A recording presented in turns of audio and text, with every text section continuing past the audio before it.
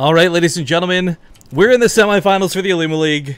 It's week number 9, OlimoLeague number 9. And there's been 2 monthly finals, of course, mixed in there as well. But this week's semifinals features, in the top right corner of the map, the Green Terran player, currently teamless and very actively looking for a team, the Green Guy Journey.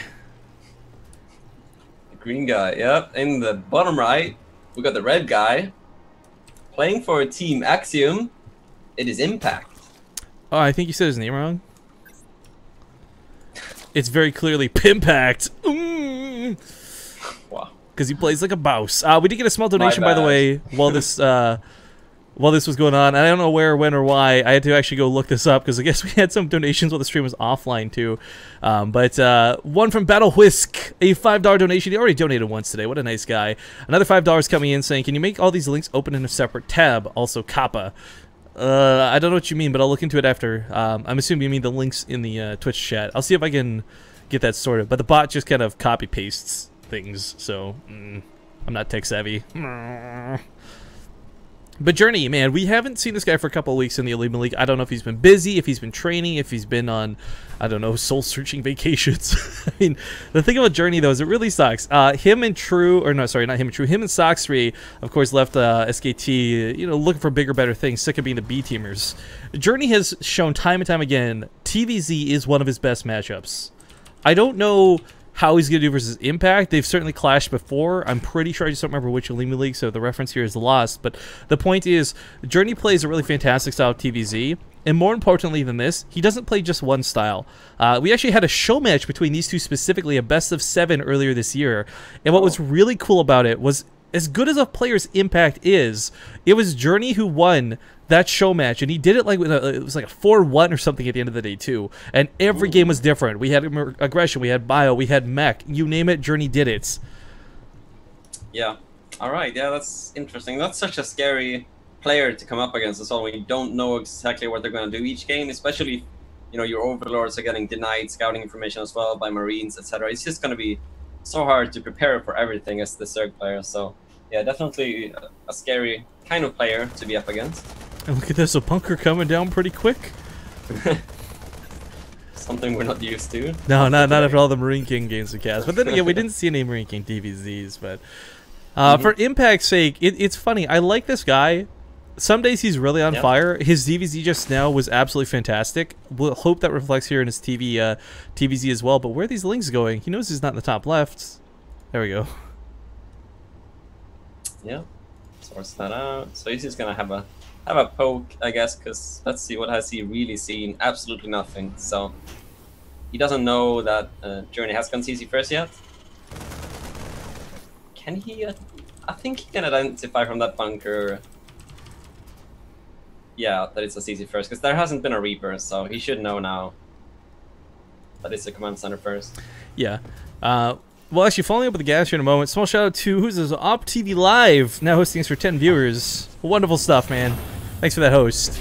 But yeah, so with the double gases coming down, we're going to see that Hellion Banshee opener most likely. Again, there's still the possibility that you medevac these across the map and try and abuse the fact that it is Deadwing. I mean, we're not going to see, like, if we were watching Supernova, you could expect tanks almost like 9 times out of 10 to come down here, drop behind the rocks. But with players like Journey, his Hellion drops and Hellion elevators have been some of the things that I've enjoyed most watching out of him. But it is, without Tech Lab finishing up, most likely going to be Banshee here. And especially with the Hellions as well, right? I don't think he would be making Hellions if he's going to go for the tank kind of thing. Well, I mean, the tank was kind of written off. I was talking more about whether it be elevatoring the Hellions across the map to, like, the main, say. Right. I mean, look at all that dead space. It's amazing and gross and disgusting and lovely all at the same time. Yeah, but you wouldn't need the second gas then, right? If he was just going for the elevator. No. Yeah. I think so. But so, yeah, we're going to see Banshee. Cloak on the way as well. Alrighty. And... oh, man, I missed out on a good pun. What's that? My chat's calling me out on it. When I was talking about him being on a soul-searching adventure, I should have said a soul-searching journey. Oh! You guys got me. My bad. A couple links do squeeze in here, but I mean, as we see the Hellion spawn, and this is not that big of a deal. But so normally when you go Hellion Banshee, you really got two options. One is you get like ultimate control, you clean up the creep, you make sure that Impact never pushes out of his third, or you just go for the crazy YOLO move, you dive in, you try and get some drones, and hope that the Banshee in the main at the same time kills everything. We don't really see scrap fights with Queens as much as we used to, but I think one of the things, though, that's worth noting is Impact is a player who does play Queen heavy. He's in fact one of the few players who would go like 5 Queens early when Hellbats were a big problem. You know, when they were first changed and every Terran player was going Hellbats, Hellbats, Hellbats. Impact was holding that stuff with just 5 Queens. No Roaches, no Banelings, small amounts of Zerglings, but 5 Queens. So playing Queen heavy, he should be okay here in the opening.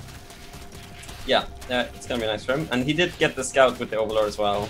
So he's gonna be prepared. He's got 1 spore in each mineral line. And 30C is on the way, and he's going into mech. Alright.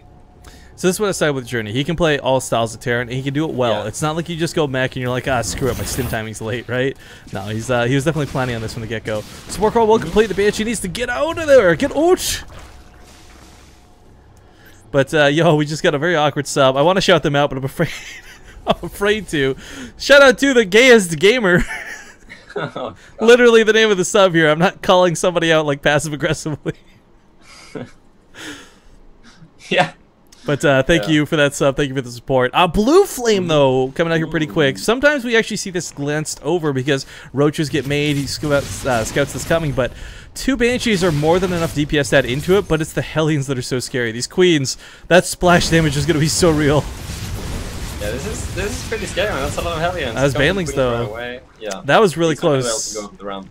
He didn't see those, I don't think, either, because he didn't have that high ground vision from the ramp, but the Banelings should be sniped off by the Banshees, I'd imagine. What I like about mech, though, specifically relating to this position, you can really abuse the terrain here as a mech player. There's a lot of positions on this map where you can use siege tanks at the 3rd base ledge, outside of here. I mean, mech is a very interesting way to play the matchup. And I think a lot of people kind of, you see like, Goody or Velo or like other players play it, and they play this really super turtly defensive style, but Journey tends to play the more aggressive style of mech. We see this Thor coming out pretty early, not just in anticipation of Mutalisk, but because you pair this up with Hellbats, and you get an insanely strong early game push. Yeah, that's true. He's gonna have a bit of a window here, because, we're... Oh, Banshee's actually coming in. There was no spore at the 3rd or what? He was repositioning it, so I mean it's there now. One Banshee does get sniped off, though. But yeah, he's gonna have a bit of a timing window because we don't have an infestation pit. Like, Impact could make Roaches reactionarily to a push, but there's the infestation pit just now, so there could be a timing window where he could push with Thors. But I don't know. Is Journey? You've probably seen him play mech a few times. Is he kind of the aggressive mech player then? Like he'll go for a push? That's what I was talking about. Like I was expecting to see the Hellbats go with this, but he saw the Mutalisk, and now he has to play a little bit defensive until he can drive these off. Because right now he doesn't have the turret coverage to deal with this. Normally you see turrets in the production, but definitely didn't see this coming. With a Thor though, he's got actually 2 Thors. He should be okay, especially with the odd turrets peppered in here. Yeah. Impact is doing what he can, so nice bit of harass there. He just made like 8 meters total as well, so not really committing too much, which is good. He's just forcing out the Thors, trying to do some damage, and then instantly transitioning into Roaches, and he's getting +2 melee instead of +2 armor. This isn't a bad choice. Interesting. Yeah, like, okay, so the idea is you get the Swarm Host to kind of, I guess not counter, but more like nullify siege tanks, and then you move towards Ultras through the late game. Because if mech's not good against one thing, it's against Blinding Clouds and Ultras. I mean, the Hellbats are always going to deal with Zerglings. I mean, that's not even going to be a contest. But I think one of the other things, too, is the melee upgrades also benefit Broodlords, which is another common response to seeing mech. Oh, I shouldn't say common, but more like effective. Right. Yeah, so, I mean, I guess we could see that later on, but as for now, those Queens just got sniped. Just going to get the Hellions back now. But yeah, that could be a thing. I mean, the Hive is not even started, so I'm not sure if I agree with it. I mean, he's got a 3rd Evo now as well that he's not using, but because the +2 melee for quite a while now anyway, it's not going to be that useful for him, but, it's his choice. I guess he might just make a lot of Lings reactionarily and make them into Banelings. Okay, this is getting awkward real fast, because Impact is doing for a counterattack. I'm loving that he's left these as Hellions, though, instead of Hellbats. You can still transform these later, but Hellions are actually about 1,000,000 times better at dealing with Locusts than Hellbats are, because they can hit and run. The range is better and the damage is still good, but You're right, this is all sorts of awkward because the counterattack catches Journey a little bit off guard as he withdraws back home. He won't take game-ending damage from this. Loses a siege tank and a couple SCVs, but that blue flame, man. That blue flame is so sexy. Yeah, this is such a good move by Impact though, because the most important thing here is that he bought enough time to get more Swarm Host out. Like the timing Journey was going for, there wasn't that many Swarm Hosts out, so I feel like that would have almost definitely worked. But now the Swarm Host count is getting higher and higher, and now it's going to be a lot easier for Impact to hold on after buying that amount of time with the counterattack. You're right, and this really screwed with the timings, because again, when you play that aggressive style of mech, you're supposed to already be attacking, but look at that blue flame just knock down the health on those Swarm Hosts. Sadly can't quite dedicate because the Banelings were coming to protect, but he really doesn't take much damage from those Locusts at all. Gets on top of them right away. There's more Banelings behind this. Siege Tanks are not sieged, and the Banelings trying to connect to the Hellions, but if he keeps these Hellions alive, he's going to be good for this attack. But a couple more hits, take out 3 more Hellions. And the Roaches, the tanks are getting hit. Yeah, the Banshees. Man, he's gonna hold. Banshees were out of position for this. They definitely need to be on top of the Queens and on top of the Swarm Host, but Transfuse is going down like mad, and Impact's control here is actually showing out really nicely. The problem for Journey, though, was with those Hellions being drawn back, and they had to be drawn back with those Banelings coming, he had nothing to protect the tanks from the Locusts. The blue flame just annihilates Locusts. Yeah. These Banshees, though, man, there's no mutas left. Yeah, going strong. He's dying like flies. He's going to burn some more scans, but yeah, if he picks up the Swarm Host, takes out that number. He's sitting on top of a Spore Crawler, though. Yeah. Doing a bit of a trade-off, I guess. Wants to lower that Swarm Host count. Yeah. I would love to see him, and he is, in fact, going to keep investing in Banshees. Because what we'll see normally is Terran players start swapping over to the Ravens, right, in anticipation of the Corruptors and the Brood Lords, but Journey's actually going so not, I guess, Viking Raven, that I'm really worried that if Impact makes even, like, 3 Brood Lords, he kind of auto-wins the game. Yeah, I mean, it looks like, Journey is going to be going for another attack, with some more time, because he's only got 1 armory, I think, so he's not upgrading heavily at all. So I wouldn't be surprised to see a second push, especially with that focus fire on the Swarm Host with the Banshees. Like, he's trying to lower the Swarm Host count for a future push, maybe, but... above all else, despite the aggressive push, I'm surprised we still don't see the 4th out of Journey. When you do play mech, you're kind of given that leeway to make a ton of command centers if you want, but he sneaks past the Swarm Host and goes right for the mineral line, and Amshore. That's blue flame versus a lot of drones. But that split out of Impact is so sick. Pretty good split, yeah. Locust doing a lot of damage. Look how little workers were lost. Yeah, that was nicely done. Those 2 Hellions though. Yeah, that was fine. But, okay, so that could have been much worse. That really could have been much worse. Yeah, but something I find interesting though is the fact that Impact made 6 Corruptors. I think he was scared about the Banshees, but I'm kind of surprised that he went Corruptors instead of Mutas. So I guess he's really scared about a future Thor Banshee push or something, because he doesn't have the hive or anything for. Well, he's starting the hive now, but it's gonna be a while off Good Lords. There's always gonna be a ton of Thors in play when you're playing mech. I don't know any Terran player who doesn't invest in any, and let's be honest, it only takes 2 or 3 Thors to get like a lucky shot to shut down Mutalisks.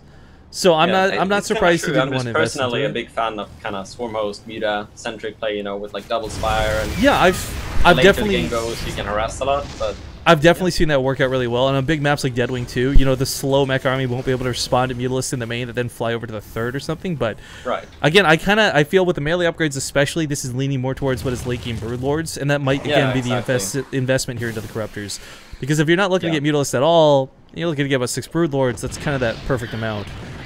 Yeah, that's what it's looking like. It's just he made those 8 Corruptors like so much earlier than he did start his hive. Like the hive is about to finish now, but he had those Corruptors for a very long time. That's why I was a bit confused. But yeah, it looks like he's going to be going towards Brood Lords now finally. So a bit of a future investment there. Fries up those drones really nice. Gets a lot of worker kills on this.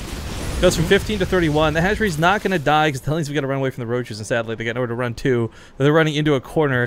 But while this goes on, Impact misrallies the Swarm Host! He throws away almost every Swarm Host into the tanks! No!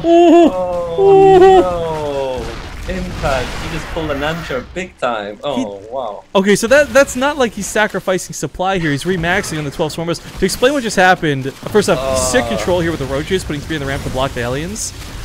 But to explain what just happened there, guys, and this happens so commonly with Swarm Hosts in general, you've got them on one control group, you rally forward, not realizing half of them are unburrowed, thinking that you're just sending the Locust forward, then you didn't dedicate the attention to the Roaches chasing the Hellions, right? So, I mean, that was every Swarm Host, though. Like, he must have been that kind of moment where you think you press R, but you actually didn't. So you press R and then you right-click. Journey's Blue Flame Hellions are doing a lot of damage, just by the way, what's going on. But can we just give a shout to the sick build on that Spore Crawler here, blocking that wall in? Journey and Impact are both playing this just to the top of the game right now. I'm loving this. Impact made us big throw, and that sucks, but he's making up for it with control everywhere else. Yeah, pretty cute move there, and he did remake 13's Foremost immediately when you know those he sent in died, so he's gonna get that count back up, and he's going Corvid Reactors, Spire? man. No. Yeah, I mean I thought that was gonna be the Greater Spire, but it's gonna be the Carapace upgrades. But here's the thing I'm liking out of Journey. Once again, sneaks a lot of Swarm Hosts behind enemy lines. Roaches will catch these ones, but Corvid Reactor means we're gonna see a lot of Ravens. And Ravens, you can there's two types of Ravens in StarCraft 2. There's really good Ravens, and there's a waste of gas Ravens. Okay. And the really good Ravens are the ones that actually not just run up forward and spam a bunch of Seeker Missiles hoping to YOLO a big kamikaze move, but indeed the ones that throw on the auto turrets to distract the Swarm Host so the tanks can siege up in time. The point defense drones to nullify the Locust damage, once again allowing you to advance your position forward. Like, there's going to be the volatility of a lot of Seeker Missiles, but I think that's kind of where we see a lot of Terran players throw the game when they've got all these Ravens, because the utility of the other two spells is equally great. Yeah, sure. I guess it kind of depends on how many Ravens he has. You know, if you've got like, 10, 20 Ravens, then you might as well throw some Seeker Missiles. But yeah, if you don't have that many, you've got to be careful with what you spend your energy on. But yeah, the point defense one can be very nice for Chess, for sure. Those heading run lights, man, he keeps doing this all the time. I mean, putting all that money into a bunch of Hellions and harass instantly. To trade out the minerals, it's not hard. I mean, the Hellions are not too costly for him to be doing this with, but... oh, wow. Infested Terran's coming down, because, again, Sammo gets Magic Hellions across the map. What I would love to see, actually, is some Hellion drops start up at this point. Yeah, there's Spine Crawlers all over the map, but he's flown 3 Banshees to the main that have only died due to AFK, like, no control to this one Spore Crawler, rather than, like, unloading them here and then running them around, killing the Ultras Cavern, I don't know, what have you. But Sensor Tower is down. Journey's locked down to 4 bases. He's going to try and take a 5th before Creep spreads over there, but Creep is spreading quick, Namshar. Yeah, that's true. I should be able to land it, actually. Just about. Like chat saying OlimoLeague must have just walked over to Impact and slapped him for that Swarm Host play. But I'm loving the insane amount of Infestors coming out right now. Infested Terrans have kind of fallen off the matchup pretty heavily. They're not as good as they used to be because they no longer get upgrades, but you can position them wherever you want. You can use them to take the tank fire while you position too, kind of akin to the way the Seeker Missiles work for the Terran player. Let's not forget, Ravens are very notorious for clumping up, and a fungal growth will kill a Raven army if done correctly. And the range of fungal is pretty large, so I mean you can get some nice fungal on their army. So Terrans can be useful as well, just to kind of tank the tank shots, stuff like that. But yeah. But yeah, it's not a bad move to get those Infestors, and not really in my comfort zone to go into this very, very passive Swarmo style versus mech. But if Impact's got practice with it, I mean, we see Snoot do this all the time, where he goes like lots of static defense and Infestors and Vipers and Swarmos. Yeah. That's something I kind of feel like we're lacking right now. Those Vipers to kind of pull the Terran units into the Locusts. I'm really rely on the Infestors alone right now. I'm really liking what Journey's doing by taking all these extra bases, because Impact is doing a great job at night here on the right. Whoa, this barracks, what? It's burning with the overloads. Like, day 32, they still haven't noticed me. Yeah. But, okay, the fungal growth, as we see, they don't really... It's 30 damage, guys. Fungal growth does 30 damage. It's not that much against something like a Thor with a high health pool. But what this is allowing him to do is stall out Journey's push. Journey, instead of just like moving across the map and setting up these tanks as he pleases, now has to leapfrog and go much slower as a consequence. He's doing a weird kind of... He's got a lot of tanks on the right side of the watchtower there. Yeah, the spread's a little bit awkward, so it is going to cost him a couple on the left side. Point defense runs were not there. He's still investing in tanks, though, and this is one of the problems we see, where Terran players start investing too heavily in the air, too much into Vikings, and we actually see the siege tank production fall off. But now we've got Ultralisks on the way. Those melee weapon upgrades finally going to come into effect. I know, yeah. Long time coming, but Ultras are good. What we really want to see is some Vipers, though. I mean, all it takes is 1 or 2 good Blinding Clouds. Like, yeah, they're going to get sniped by the Vikings, but if they get the Blinding Cloud first, Ultras will kill everything on the ground. Yeah, I mean, let's see in the upgrades. So I go with 3-3-2 for the mech, so... I don't know, I'm not Ultras can be good, but to go Ultras into a 45 position like this out of Journey, I don't know. Like, he needs at least Vipers, otherwise Ultras are gonna be, in my opinion, useless. Like, they're gonna get killed so quickly by the Thors and tanks. Yeah, and even if not for Blinding Clouds, at least like an Abduct or two, get a Thor for free, things like this. But Fungal Growth still just blanketing this army. It's hilarious that it's actually starting to deal some real damage, though, because normally Journey would and should have like 10 SCVs on the front lines repairing. Now he's bringing these forward to start building turrets up to start zoning this out, take control a little bit of the game, but these players are splitting the map north to south, and Impact's got a lot of mining bases, Journey's got a lot of mining bases. Normally this is a situation in the game where one player is starving out, someone is hungry, but neither are in that situation just yet. Yeah, it's gonna come down to cost efficiency, and Journey's pushing forward now a bit with those 3 tanks. Yeah, the leapfrogging. Ground. Yeah, the leapfrogging is working out really well for what appears to be a marginally small army, but do keep in mind he's got significantly less SCVs, so he's got a bigger army supply for it, even though it doesn't look like it initially. But I think one of the big things we need to give Journey credit for that's not being spoken about is he's keeping the Ravens back with the tanks. So often you'll see a Terran player get antsy, hunt forward, oh, I want to get those Seekers, I want to get those Seekers, but then they get Fungal Growth and die. And if he loses this Raven army, make no mistake, Journey loses this game. These are so costly, he cannot remax on Ravens. Yeah, he needs to keep those alive for sure. But no mistake though, like those 3 tanks that he moved forward before, they all got killed off, so he needs to be active with those PDDs, make sure he doesn't lose tanks kind of for free, so he's gonna try and go for it again, pushing forward. There's not that many Swarm Hosts, there's only like 15, but I think. They're kind of doing their job, right? Like, Swarm Hosts against a meching Terran player never meant to swamp siege tanks, but more like just keep them back.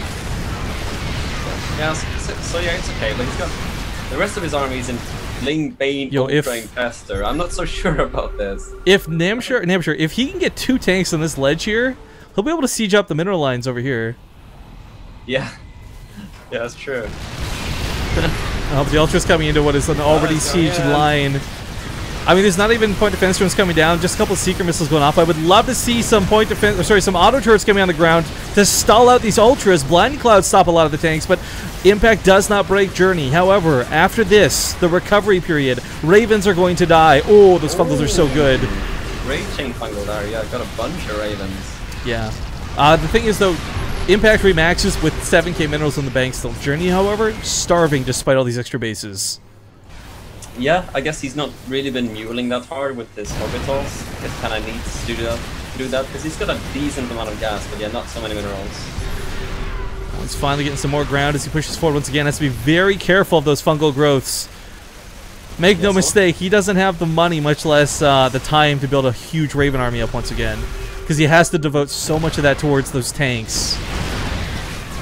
Yeah. I'm still, it's just bothering me so much we don't have SCVs in the front line repairing. There should be like 10 SCVs up here just auto repairing this.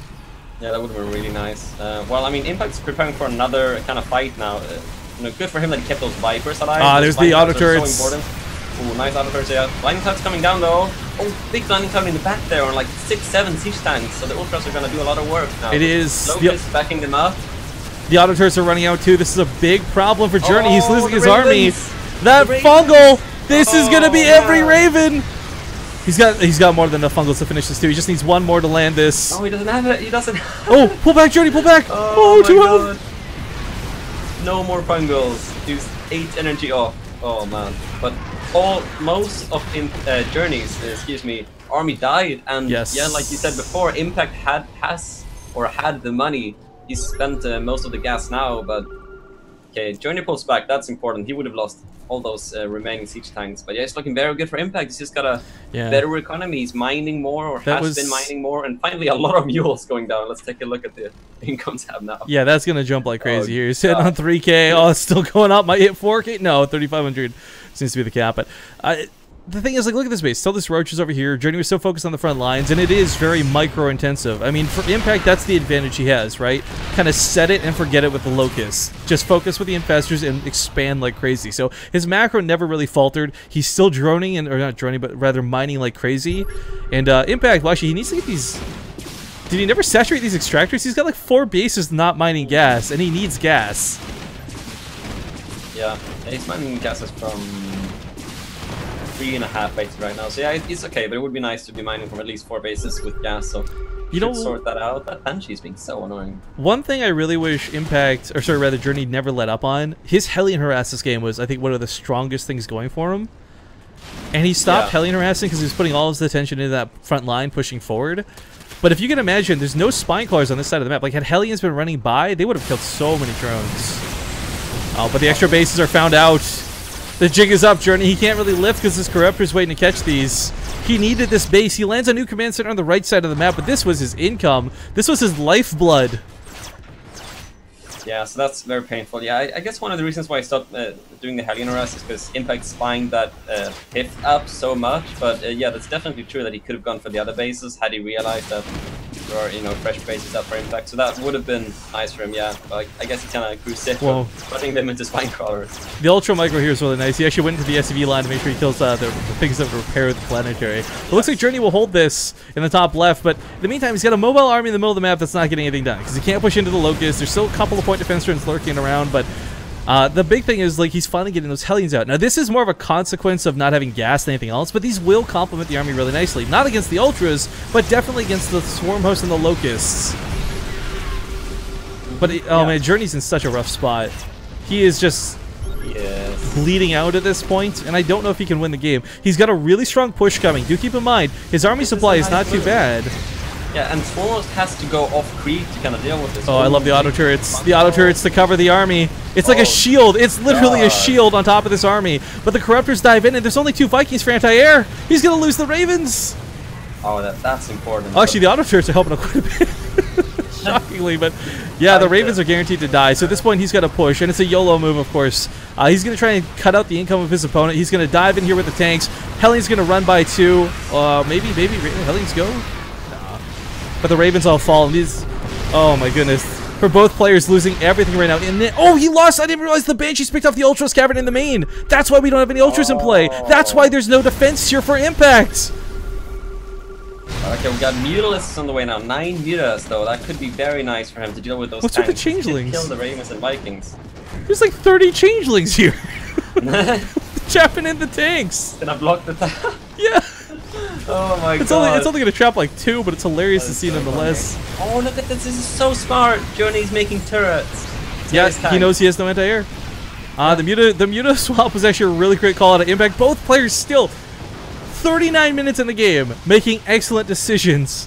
But I think for Journey, that was kind of that Hail Mary pass move. Like, his army supply still stands strong, but it doesn't stand effective is the problem.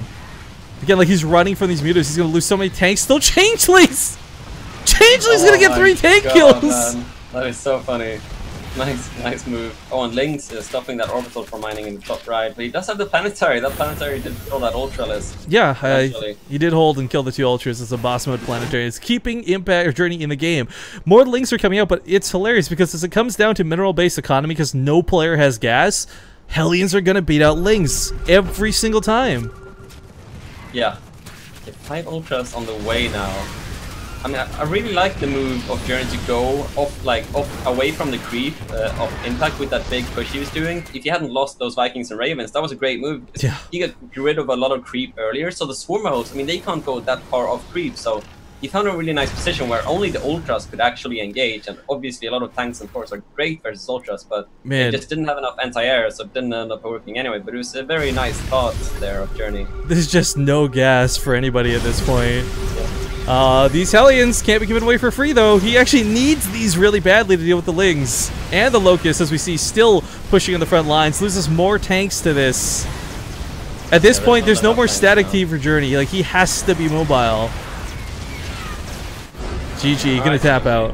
Wow, that game could have gone either way for so long for both players, but deep breaths as Impact takes what is only game number 1 in this semifinals match.